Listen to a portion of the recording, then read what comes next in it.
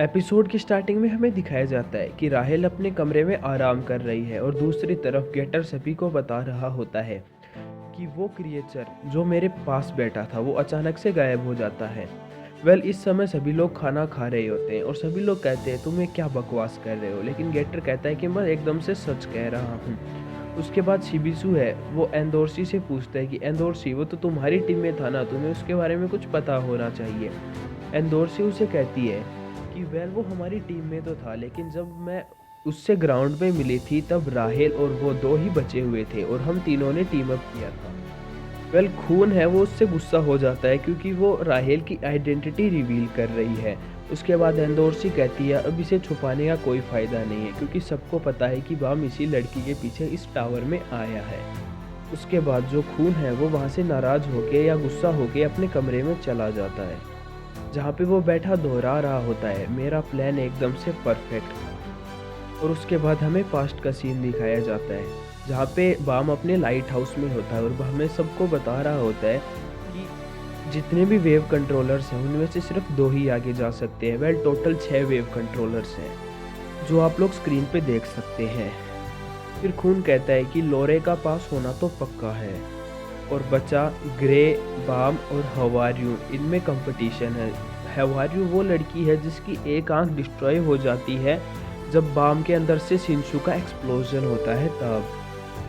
वो लड़की light house के पास आ जाती है और कहती है तुम मेरी टेंशन मत लो, मैं इससे आगे नहीं जाने वाली। तुम्हें टेंशन लेनी चाहिए होकी, क्योंकि वो बहुत जलनशील है और उसकी जो ईर्ष्या है वो तुम्हारा पक्का रास्ते में कांटा बनेगी, तो तुम्हें उसके बारे में कुछ सोचना चाहिए। और फिर हमें दिखाया जाता है खून का मास्टर प्लान, जहाँ पे वो जो फेक लेटर होता है, मतलब हो के जो कमरा है उसके आगे जो लेटर रहता है वो खुद बाम ने ही, मतलब खून ने ही लिखा था और उसने ही क्वांट से कहा था कि इसके ऊपर नज़र रखना अगर तुम्हें बाकी गलतियों से बचना है तो। और बाकी जो कुछ भी होता है वो होता है खून का master plan. And at the end of the plan the results are हो की डेथ हो जाती है। तो गाइज ये होता है खून का मास्टर प्लान। उसके बाद खून कहता है मैं बिल्कुल भी नहीं बदला। उससे अगले सीन में जो प्रिंसेस यूरी होती है वो अपने नेविगेटर इवान से कहती है अगर तुमने जल्दी नहीं की तो मैं तुम्हारे टुकड़े टुकड़े कर दूंगी, उनके टेस्ट हमारे जाने से पहले ख़त्म नहीं होने चाहिए। और उसके बाद हमें दिखाया जाता है कि जो गेटर है वो खून के दरवाजे को बहुत ज़ोर से खटखटा रहा होता है, जिससे खून बहुत फ्रस्ट्रेट हो जाता है और गेटर से कहता है कि मेरा दरवाज़ा तोड़ेगा क्या बे। और जैसे ही वो गेट खोलता है वो देखता है जो गेटर जो 7 फुट का था वो अब 3 फुट पे पहुंच गया है। खून उससे पूछता है बेटा तुम्हारे पापा कहाँ पे है, जिससे रैक है वो खून के ऊपर चढ़ जाता है और उसे नीचे गिराता है और कहता है ये सब उस कॉफ़ी वाले की गलती है। ये टेस्ट डायरेक्टर की बात कर रहा है। फिर हमें दिखाया जाता है कि रैक है वो बहुत आराम से, मतलब शॉक में चल रहा होता है और वो नोटिस नहीं करता कि आगे टेस्ट डायरेक्टर खड़ा है और वह कहता है कि तुम इतने पिद्दी हो कि मैंने नोटिस ही नहीं किया, तुम मेरे सामने खड़े हो। और फिर अगले ही पल में जो रैक है वो 7 फुट से 3 फुट में बदल जाता है और उसके बाद टेस्ट डायरेक्टर उसे कहता है आई एम सॉरी, मैंने नोटिस ही नहीं किया तुम यहाँ पे खड़े हो क्योंकि तुम बहुत छोटे हो। फिर ये सीन यहीं पे ख़त्म हो जाता है और हमें पता चलता है कि रैक है वो इतना छोटा कैसे हो गया। उसके बाद जो रैक है वो खून से पूछता है क्या तुम्हारा बैग कुछ कर सकता है। खून कहता है नहीं, वो साइज के बारे में कुछ नहीं कर सकता। और उसके बाद जो गेटर है वो चॉकलेट खाने लग जाता है और फिर गेटर कहता है तो मुझे अब उस काले चूजे के साथ ही खेलना होगा। उसके बाद खून कहता है तुम बाम के पास मत जाओ क्योंकि शायद वो आगे टावर नहीं चढ़ेगा। गेटर कहता है क्या बकवास कर रहे हो, मैं उसे घसीट के ले जाऊंगा, तुम ऐसा कैसे कह सकते हो। वो टावर चढ़ेगा, क्या तुम्हें इस चीज़ का दुख नहीं होता। खून कहता है बिल्कुल नहीं, क्योंकि इसके बारे में मैं कुछ नहीं कर सकता। और फिर उससे अगले सीन में हमें दिखाया जाता है कि बाम है वो उनके दरवाजे पे खड़ा है और अंदर आता है और कहता है मुझे आप लोगों से कुछ बात करनी है। दूसरी तरफ गेटर उसे कहता है प्लीज़ बाम टावर चढ़ो, अभी हार मत मानो। लेकिन बाम उसे इजीली कह देता है कि मैं आगे टावर चढ़ूंगा। और वो कहता है राहेल की हालात बहुत ज़्यादा ख़राब हो चुके हैं, उसके पैर पे बहुत गंभीर चोट आई है, वो कभी चल नहीं सकती और वो कभी भी सही नहीं होगी। लेकिन वो सितारों को देखना चाहती है। मेरे लिए कोई फ़र्क नहीं पड़ता कोई तारे हो या सितारे, मैं बस राहेल की जो ख्वाहिश है उसको पूरा करना चाहता हूँ। तो क्या तुम मेरी हेल्प करोगे? और इसी बीच खून है वो मन में सोचता है, मारिया अगर मैंने तुमसे ये सब कहा होता तो क्या आज हमारे हालात अलग होते? और उसके बाद बाम की बातें सुन के खून कहता है हाँ मैं तुम्हारी हेल्प करूँगा। वेल वो इतना कहने ही वाला होता है लेकिन खून उसे धक्का दे देता है और कहता है वेल तुम टेंशन मत लो, मैं तुम्हारी पूरी हेल्प करूँगा। तो तैयार हो जाओ, अगर तुम बीमार भी हो गए तो मैं रुकूंगा नहीं।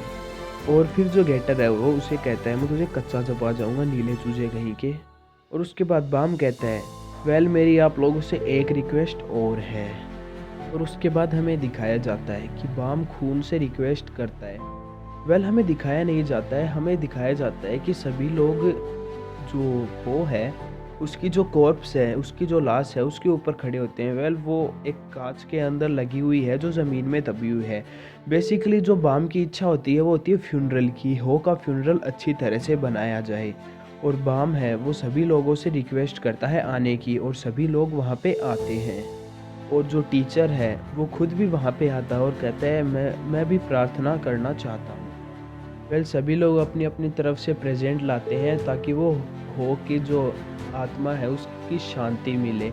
और जो जो प्रेजेंट्स है वो हो के ऊपर रख दिए जाते हैं। और उसके बाद शिबिजू सबसे कहता है, वेल वो सभी अंदर चले जाते हैं और शिबिजू सबसे कहता है कि ऐसे रो के कोई फ़ायदा नहीं है, उससे हो की आत्मा को शांति नहीं मिलेगी, इसीलिए सभी लोग मुस्कुराओ और पार्टी बनाओ। वेल ये पार्टी उसके शौक में होती है, सभी लोग वाइन वगैरह पीते हैं, ऐसा कुछ होता है।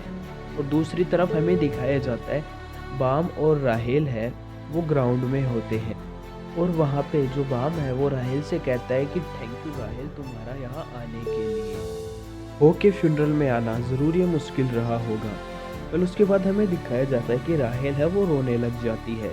बाम उससे कहता मुझे माफ़ कर दो मैंने तुम्हें रुलाया।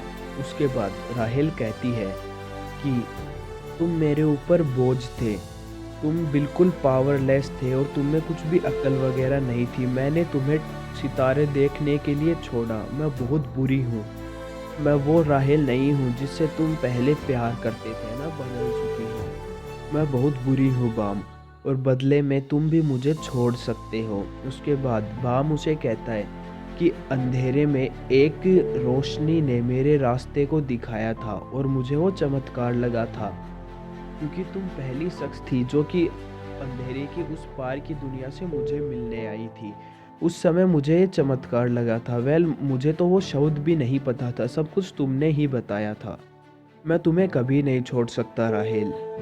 फिर राहेल कहती है जब मुझे तुम्हारी ज़रूरत नहीं थी मैंने तुम्हें छोड़ दिया था, तो बाम अब तुम्हें मेरी ज़रूरत नहीं है तो तुम मुझे छोड़ दो। लेकिन बाम उसे कहता है मैं तुम्हें कभी नहीं छोड़ूंगा राहेल, क्योंकि मैं हमेशा तुमसे ही प्यार करूंगा। और उसके बाद जो बाम है वो राहेल को हग करता है, क्योंकि राहेल है वो बहुत ज़ोर से रो रही होती है, सुबकियाँ ले रही होती है, लेकिन वो दोनों आपस में गले मिलते हैं। और ये सीन यहीं पे ख़त्म हो जाता है, जहाँ पे अगले सीन पे हमें दिखाया जाता है कि सभी लोग पार्टी कर रहे होते हैं और सभी लोग एकदम से ड्रिंक कर चुके हैं, एकदम से टुल हो चुके हैं। और वेल वहाँ पे जैसे जो बाम और राहेल वहाँ पे जैसे ही आ जाते हैं, हेड जो वो बाम को खींच के ले जाता है, कहता तुम लेट हो चलो आओ वहाँ पे। फिर वो उसे भी शायद कुछ पिलाते विलाते होंगे। और फिर हमें दिखाया जाता है कि जो लोरे है वो सेलेना से कहता है कि तुम्हारा शुक्रिया मुझे क्राउन गेम में बचा के ले जाने के लिए। सेलेना कहती है तुमने बहुत लेट कर दी है ये बात बोलने में। होक जो लोरे है वो कहता है हाँ मैंने लेट तो कर ही दी है। फिर उसके बाद हमें दिखाया जाता है कि सभी लोग खा पी के सो जाते हैं और जो सरीना है वो वहाँ से निकल जाती है अपना बैग वगैरह लेके, जहाँ पे शिबिसू उसके अचानक से पीछे आ जाता है और कहता है तुम अलविदा भी नहीं कहोगी। उसके बाद सेरेना कहती है कि तुमने हो का अंतिम संस्कार अच्छी तरीके से किया तो अब मुझे कोई रिग्रेट नहीं है। और शायद ये झूठ हो क्योंकि मेरी पूरी ज़िंदगी ही रिग्रेट से भरी हो, लेकिन जो भी हो मुझसे जो हो सकेगा मैं वो पक्का करूँगी और शायद मुझे ज़िंदगी जीने की कोई वजह मिल भी जाए। वेल सेलेना के पास जो नाइफ़ होता है वो शिबिसू को दे देती है और वो कहती है कि प्रॉमिस करो तुम नहीं मरोगे। शिबिसू हंसता और कहता है हाँ मैं नहीं मरूंगा। और उससे अगले सीन में हमें दिखाया जाता है कि खून है लीरोरो के पास जाता है और लीरोरो से पूछता है तुम्हें क्या काम है खून। हमें आगे कुछ बताया नहीं जाता और उसके बाद सीन चेंज हो जाता है। सीन चेंज है वो हो जाता है। उससे अगले सीन में हमें दिखाया जाता है जितने भी वेव कंट्रोलर है, उनका जो सेंसे है, उनका जो टीचर है युगा, वो यहाँ पे है। वो किसी से बात कर रहा है और कहता है कि अभी टेस्ट ख़त्म हो चुका है और वैसे भी वो लड़का पास हो ही जाएगा और अगले टेस्ट में मैं वैसे भी ब्लैक मार्च और ग्रीन अप्रैल वापस ले लूँगा। और वहाँ पे टेस्ट डायरेक्टर आता है और वो कहता है तुम यहाँ अकेले क्या कर रहे हो युगा सान, या मैं कहूँ royal enforcement division unit number 67 लोपोविया रेन। वेल टेस्ट डायरेक्टर को पता चल जाता है कि वो असली युगा नहीं है, वो कोई और ही है, उसका बहरूपिया है या उसने असली युगा को खा लिया है या कहीं छुपा लिया है। युगा पूछता है तुम्हें मेरी आइडेंटिटी के बारे में कैसे पता चला। टेस्ट डायरेक्टर कहता है युगा सान हमेशा 5 मिनट पहले आता है। उसके बाद वो जो बहरूपिया है वो कहता है तब तो मुझे तुम्हें खाना होगा, और उसके बाद एक बहुत बड़ा मॉन्स्टर है वो ज़मीन से निकलता है। टेस्ट डायरेक्टर कहता है कितना प्यारा मॉन्स्टर है, और वो उसके ऊपर अटैक करने वाला होता है। जिस बीच जो युगा, ये जो नकली युगा है, वो कहता है मैं इवान खेल के फ्लोर पे हमेशा से जो डीप सी फिश हानसंग यू से लड़ना चाहता था। वेल डीप सी फिश शायद ये इस टेस्ट डायरेक्टर जिसका नाम होता है हानसंग यू, ये इसका टाइटल है। फिर टेस्ट डायरेक्टर कहता है तुम मुझसे लड़ना चाहते हो। उसके बाद हमें दिखाया जाता है कि वो पैट उसके ऊपर अटैक करने वाला होता है, लेकिन इसी बीच में एक बहुत बड़ा मॉन्स्टर जो उससे भी बड़ा होता है उसी टाइप में, वो उसे काट देता है बीच में से। और उसके बाद युगा कहता है चलो अच्छा है, मैं बहुत दिनों से बोर हो रहा था, अब कोई मिलेगा मुझे फाइट करने के लिए। टेस्ट डायरेक्टर कहता है लेकिन मेरा किसी जाहद के रैंकर से लड़ने का बिल्कुल भी मूड नहीं है। वेल तुम ब्लैक मार्च और ग्रीन अप्रैल को रिकवर करना चाहते हो ना, और साथ ही साथ अनक को मारना चाहते हो, चलो मैं तुम्हारी हेल्प करूँगा, क्योंकि हमारा यही काम है कि कौन टावर के लिए खतरा हो सकता है। और तुम्हारे कैप्टन को ये ज़रूर बता देना कि मैं जाहद फैमिली की सारी मुश्किलें हल करने वाली गहरे समुद्र की मछली हूँ, ये तुम्हारे कैप्टन को ज़रूर बता देना। वेल इस टाइम पे जो टेस्ट डायरेक्टर है वो इसका साथ दे रहा है, जो कि आगे जाके प्रॉब्लम क्रिएट करेगा। वेल ऐसा क्यों है और ये सब क्या है इस टावर के अंदर ऐसा स्पेशल, हमें ज़रूर आगे देखने को मिलेगा। आप वीडियो देखते रहिए। वेल उसके बाद टेस्ट डायरेक्टर कहता है जैसे ही तुम्हारी बातें पूरी हो जाए मेरे ऑफिस में आ जाना, हम कॉफ़ी पियेंगे और कुछ बात करेंगे। और दूसरी तरफ हमें दिखाया जाता है कि टेस्ट डायरेक्टर अपने ऑफिस में होता है और वो कॉफ़ी पी रहा होता है, और वो कहता है मुझसे तो उत्सुकता कंट्रोल ही नहीं हो रही, लेकिन मुझे अभी बहुत कुछ जानना है। और फिर हमें दिखाया जाता है कि लीरोरो ऑफिस में आ जाता है, जहाँ पे टेस्ट डायरेक्टर उससे कहता है कि शायद तुम्हारे ही किसी बंदे ने उसको ये लेटर दिया था।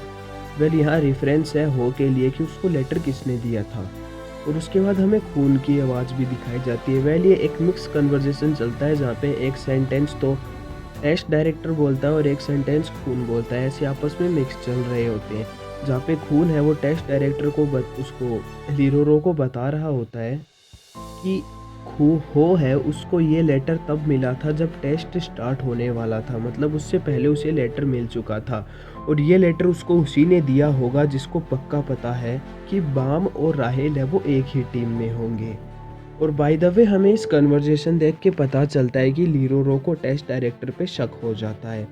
उसके बाद टेस्ट डायरेक्टर है वो कॉफ़ी पी के बाहर जाने लगता है, और वो जाते वक्त कहता है कि उम्मीद करता हूँ रिजल्ट के समय कोई गड़बड़ी ना हो। वेल उसके बाद सभी लोग हॉल में बैठे होते हैं, जहाँ पे लीरोरो सभी को रिजल्ट बताने वाला होता है। वो सभी को थैंक यू करता है वेट करने के लिए, और अभी मैं आप लोगों को रिजल्ट बताता हूँ उन लोगों के जो कि टेस्ट में पास हो चुके हैं।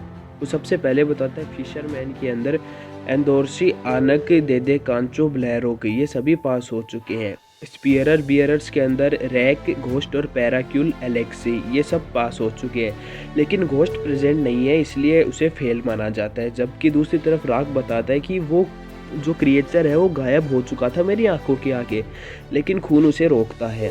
उसके बाद लीरोरो बताता है स्काउट्स के अंदर शिबिसु, हेड्स और नाराई सान पास हो चुके हैं, और वेव कंट्रोलर के अंदर बाम और लोरे पास हो चुके हैं।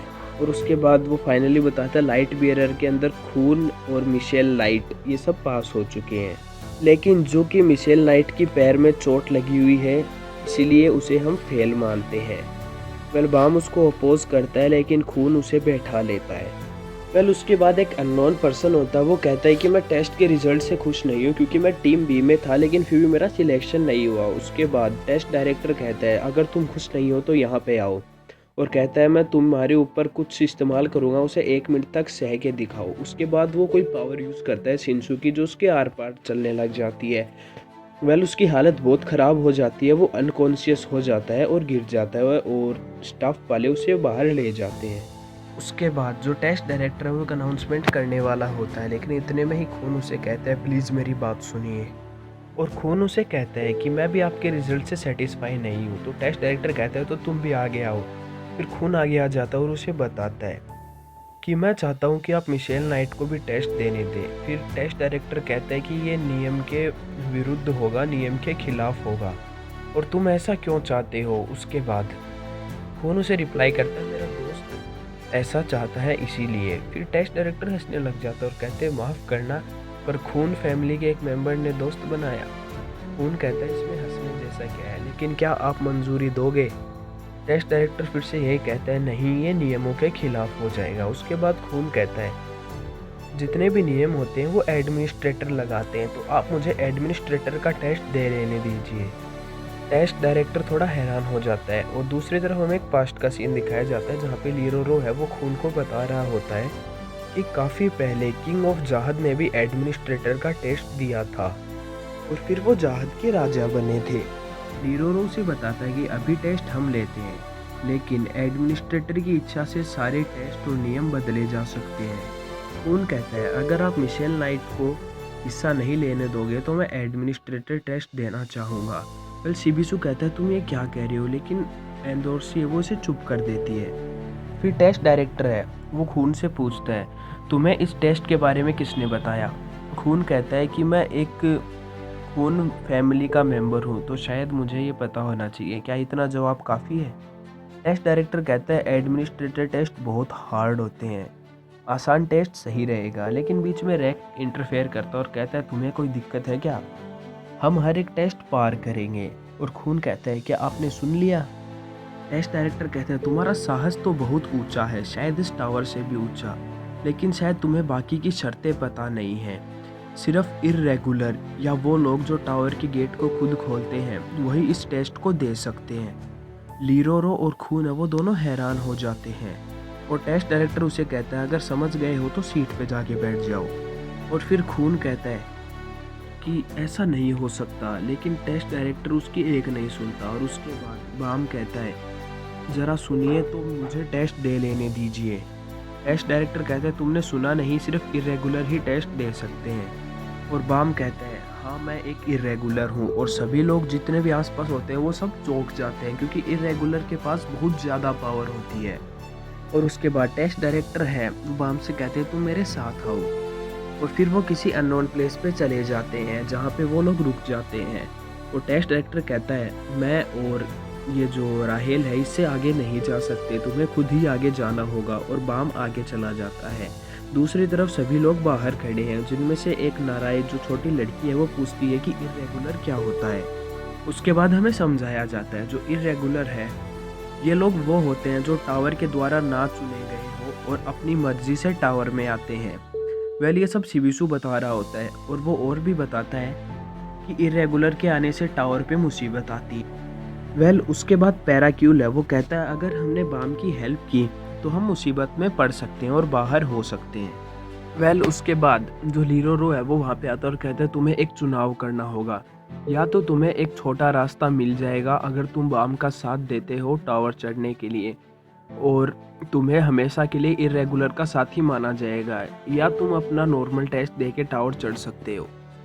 वेल सभी लोगों में ज़्यादा बहस तहस नहीं होती है, सभी लोग इजीली मान जाते हैं बाम का साथ देने के लिए क्योंकि वो सभी बाम से प्यार करते हैं। बाम सबसे अच्छा बंदा है उन सब की नज़र में। तो फाइनली ये डिसाइड हो जाता है कि सभी लोग बाम की हेल्प करेंगे। लीरोरो कहता है कि तो तुम सबने चुन लिया है, अब बस बाम के रिजल्ट का इंतज़ार है। और दूसरी तरफ हमें दिखाया जाता है कि बाम किसी पानी के अंदर डूबा हुआ सा रहता है और जैसे ही जो बाम है वो अपनी आंखें खोलता है उसके सामने फिर से वही वो मॉन्स्टर होता है जो हमें पहले दिखाया गया है और वो कहता है तो हम फिर से मिल चुके हैं बच्चे।